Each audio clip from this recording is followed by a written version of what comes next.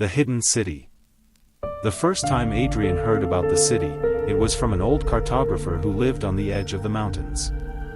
The man's hands trembled as he spread out a faded map, its edges brittle with age.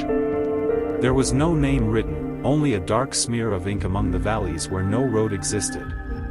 The cartographer whispered as though the walls themselves were listening, "It moves." Adrian, a historian obsessed with vanished civilizations, dismissed the warning as senility. But when the cartographer died only days later, his body found in his home, his eyes wide open as if he had seen something unspeakable, Adrian felt the first stirrings of dread. Months passed, and Adrian could not let go of the thought. He collected obscure travel journals, fragments of folklore, and weathered sketches from explorers who had vanished without trace. All of them spoke, in veiled ways, about a place that did not stay in one spot. A city that surfaced in the wilderness for a brief time before folding itself back into shadow. By autumn, Adrian's obsession had consumed him. With a pack, a compass, and the map he had stolen from the dead man's house, he set off into the mountains. The journey was brutal.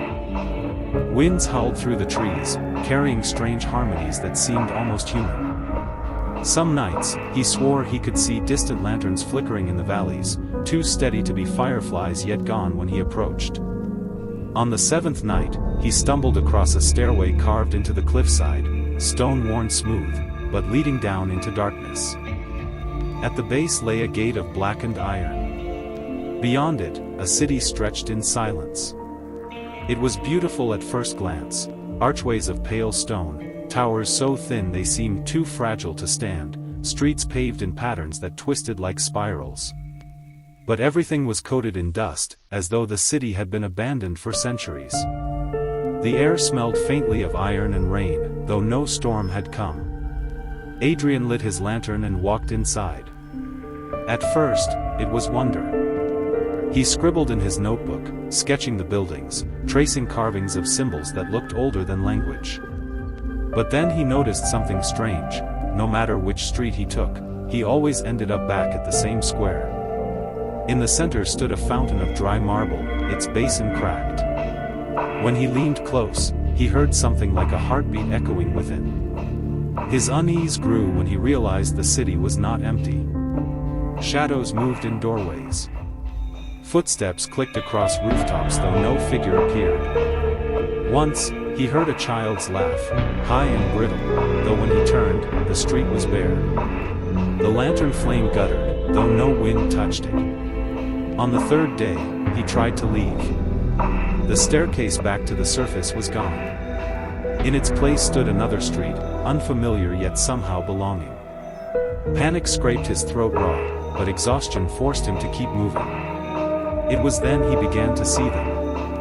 Figures stood at the corners of his vision. They looked human, but their limbs were too long, their faces too pale, their mouths too still. They watched silently, and whenever he tried to approach, they retreated into the walls, merging with the stone as if the city itself had swallowed them whole. By night, the city breathed. He could hear it, the creak of stone shifting, the low groan of towers bending, the soft scrape of unseen footsteps circling closer. Once, he woke to find his lantern extinguished and his notebook moved beside his head, its pages filled with words he had not written. "Stay. You belong to us now." Adrian lost track of time. His beard grew thick, his hands blistered from clutching the lantern, but hunger and thirst never claimed him. The city fed him in ways he could not understand. When he touched the walls, warmth pulsed beneath his fingers, like pressing against skin. When he tried to tear a piece of stone free, it bled a dark liquid that steamed in the cold air. The city was alive. And it was watching. Weeks, perhaps months, later, Adrian found himself back at the fountain. The heartbeat within had grown louder, shaking the ground beneath his boots. He realized, with horror, that the sound matched his own pulse. When he pressed his palm to the cracked basin, he felt it beating in sync with his chest. Something rose from the waterless depths. A shape, human yet not, its features fluid, shifting, until it mirrored his own face. The doppelganger opened its mouth, and Adrian heard his own voice whisper, "You were never meant to leave." The shadows closed in. Their hands were cold as stone, yet alive with strength, and they dragged him down into the fountain's basin.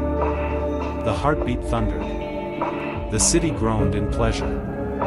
No one ever found Adrian again. His notes, his pack, even the lantern, all gone as if he had never set foot on the mountain.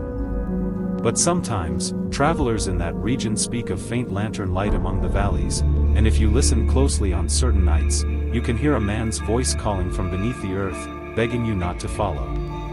The hidden city is still out there. Waiting. Moving. Breathing.